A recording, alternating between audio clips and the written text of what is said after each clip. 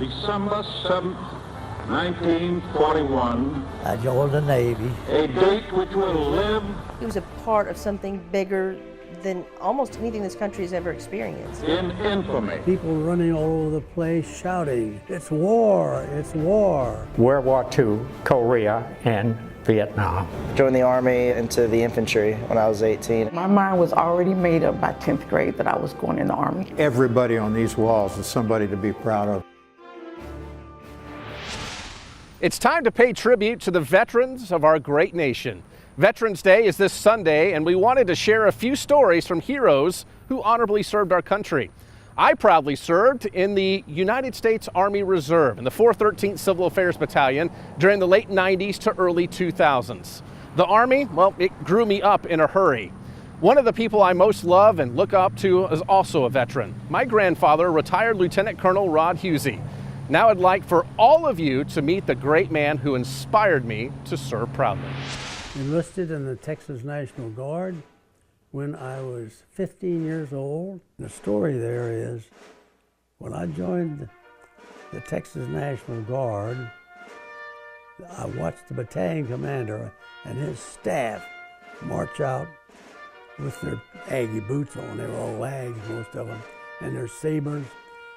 And I looked at that and I said, I'm going to be one of those. With the same determination it took to enlist while still underage, Rod Hughes did indeed find his way to Texas A&M University. I started in 1939, the year we won the national title of football, only time. A couple of years later. I was a sophomore at Texas A&M. Then, President Roosevelt said in a statement today that the Japanese have attacked Pearl Harbor, Hawaii, from the air. The attack on Pearl Harbor was underway while he and his roommate were at a movie on campus. Came out and the college campus was like an anthill stirred up. People running all over the place shouting, "It's war, it's war." So I turned on my radio and sure enough, World War II had started. December 7th, 1941. A date which will live in infamy. I looked at my roommate and said, "We'll be going soon." And just like so many other young men, I wanted to go. Eventually, and just like he predicted, And the Army said, "We want you." it was now time to report for training in Central Texas. It was North Camp Hood at that time, near Gatesville. After finishing basic training in Officer Candidate School at Fort Sill, Oklahoma, the newly commissioned Lieutenant Rod Hughes was on the move. We were on our way to Germany. And when he arrived, I looked at what I saw when I entered Germany, and I knew it was war. It was bad, and it's going to be tough. they assembled in Dusseldorf. Started our shelling from there. One of my jobs was collecting all the weapons in all of that area. I hauled weapons by the truckload. Later, he receives new orders to go to Japan. But just before, I guess it was about 2 hours before we were supposed to get on the ship or transport to go to Japan, the war ended. So we did not go to Japan. That was after it A-bombed both of them. So we were spared that of going to Japan, because that would have been a bloodbath. All these years later, he'll still tell you he would have honorably carried out his orders and proudly boasts, Well, I'm a patriot. I love the military because of the organization of it. It got me down the road of life the way I wanted to go. a Troy man served bravely in the Navy and survived Pearl Harbor just like Doris Miller. J.C. Alston went on to conduct operations during the Pacific Campaign until the end of World War II. He came back home to Texas, got married, and raised a family. Lindsay Lippman sits down with J.C. to hear from this powerful patriot. December 7th, 1941. A date which will live in infamy. The United States of America was suddenly and deliberately attacked by naval and air forces of the Empire of Japan. On the USS California was Central Texan J.C. Alston. 95 years old today, but his memory of Pearl Harbor and World War II is crisp. I joined the Navy in August 1941, and I went through training in San Diego, and I went aboard USS California in October. A few short months later, he was on watch duty from 4 to 8 a.m. when the Japanese struck. I was getting relieved for breakfast. I had to eat breakfast. And when it started, we was told to go to our battle station. We didn't know more to get to our battle station until they said abandon ship because it was sinking. The USS California was sunk in the attack, but JC survived. Were you scared to die? Did you think about that? No, I didn't think about that. I was thinking about all the people that get killed if we didn't win. He was ordered to assist the Army and Marines invade islands in the Pacific as they pushed toward Japan. It was some of the bloodiest fighting in the war. We shelled the islands. We were up close. Captain, he believed getting up close. We would shoot at suicide bombers as they come in. We shot down several. There were several close calls as well. Bomb went out on the third deck, but it was done. We was lucky again. I don't see why they didn't surrender a long time ago. It sure would save them a lot of lives. But they was happy to die for the Emperor. That was the main thing for them. He got word that the atomic bombs would be dropped. Soon, a sign of peace that J.C. Alston saw with his own eyes. There'll be a green plane with a white cross on it. Do not shoot. They want everybody to know they didn't want somebody trigger happy to shoot it down because it was coming over there to make the surrender for the Japanese. I saw them they put up the first flag. Not long after, J.C. would be discharged and headed back home to Texas, where his family life began. A marriage of almost 60 years, full of children, grandchildren, and great-grandchildren. Every time I'm with Granddad, I always think, you know, the experiences that he's been through, and I'm always very thankful that he's a part of our lives and that he's able to share with other people that we don't ever forget. Granddaughter Stacy Short was with him when he returned to Pearl Harbor for the first time on the 49th anniversary of the attack, and then again at the 50th reunion of survivors. You immediately feel a sense of almost sadness and heaviness, but pride at the same time that these men were willing to do whatever it took to defend their country. On this Veterans Day, JC is honored by Troy Middle School students, and he tells the story one more time to children old enough to understand. He's often in parades or honoring the veterans who are no longer here to share their stories. The people stop and stand and just are so respectful of who he is and what he is, where he's been in his life, and they clap, and you know, it's just that right there. It wells up tears in your eyes to think about the people don't even know him, but yet they love him. A true patriot and patriarch of his family. When you see the flag, what does it mean to you personally? It means everything.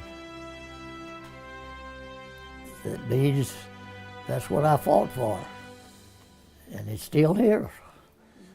Stay with us. Next, we'll introduce you to 3 veterans with 3 different stories of service.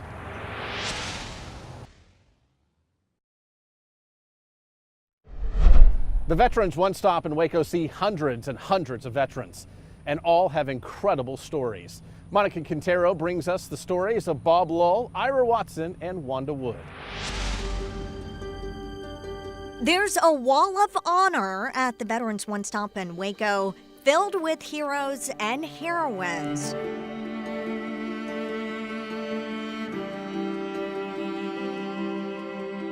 Men and women who have sacrificed to protect our country. I'm an Army brat, come from several generations of military people. I was drafted August 16, 1943. My mind was already made up by 10th grade that I was going in the Army. 3 Army veterans, each with their own fascinating tales. And this is Lieutenant Williams. He was the S4 officer, and I was a private book officer. We were the only 2 minorities in the officers of the 92nd. 95-year-old Ira Walton served in the Army for 31 years and in 3 wars. World War II, Korea, and Vietnam. There have been many changes. Integration, for one thing, was a big change. That occurred in 1948.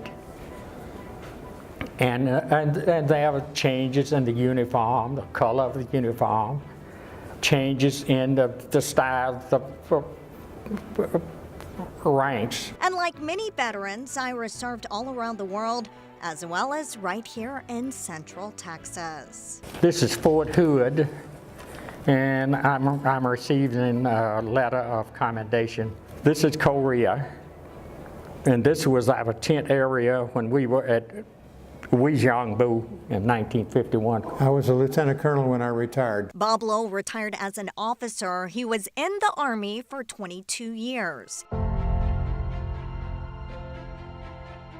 Everybody on these walls is somebody to be proud of. But He's especially proud of 10 pictures. that's my great-grandfather, who commanded a regiment, later a brigade. Family members who served in the military, including his 2 sons. One of whom was a sergeant in the Army, in armored men, tankers, and he's out now. And I have another son who's a commander in the Navy who's been in for 20 years. I'm actually a Vietnam-era vet and a Gulf War vet. Wanda Wood retired from the Army after 23 years. The most special thing to me is the fact that I was able to pass basic training. As a female in the Army, that was my proudest moment because that was the beginning of a very long, wonderful volunteer life for my country. Now in retirement, Wanda is still giving back by helping other veterans. It makes me very proud to represent, and I'm also thankful for people that recognize the service that I've done. 3 proud veterans thankful to those who take the time to say thank you.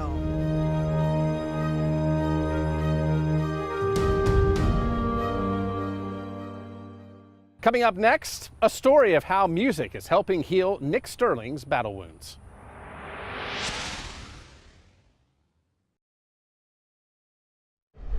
A country music artist here in Central Texas describes serving his country as one of the greatest privileges of his life. Listen now and hear how Nick Stirling pours some of his past and painful experiences into his music.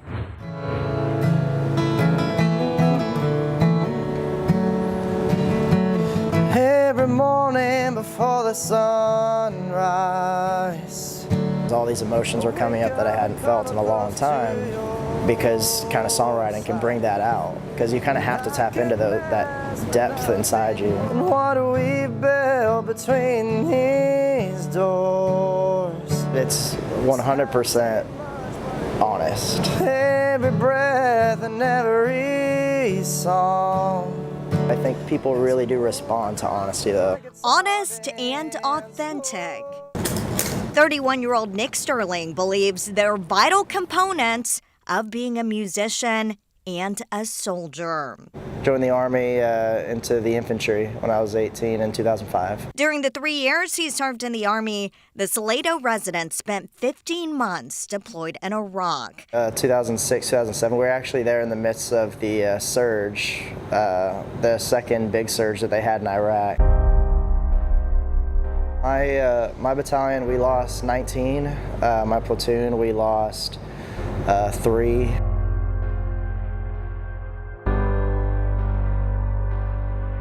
An IED under my truck blew up right under us and kind of cut my truck in half. And so my driver and my sergeant, who was in the other front seat, broke their legs, arms. I got hit in my knees, my face, knocked me out cold, and then all 3 of us were medevaced to a medical base in Iraq. But Nick knows his story could have ended much worse. A couple months before, my unit got hit the exact same way, and that's when 3 of my men were killed. And then a week after that, One of my buddies was hit the exact same way and lost both his legs. These days, the Purple Heart recipient pours those emotional experiences into his music. There's a warm wind blowing. He and his wife are also actively involved with the Lone Survivor Foundation, which helps veterans transition from the military to another career. That's a really tough thing to go through because you really feel alone. His hope now to continue to help other veterans. I look at this as an opportunity to show everyone what a veteran really can do outside of the military.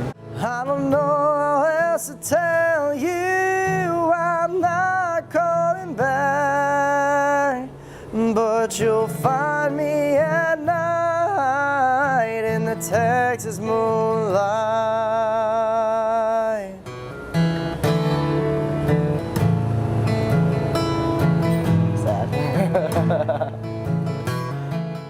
Next, we'll take you to a place that honors veterans of all wars with a unique and one-of-a-kind display of photos.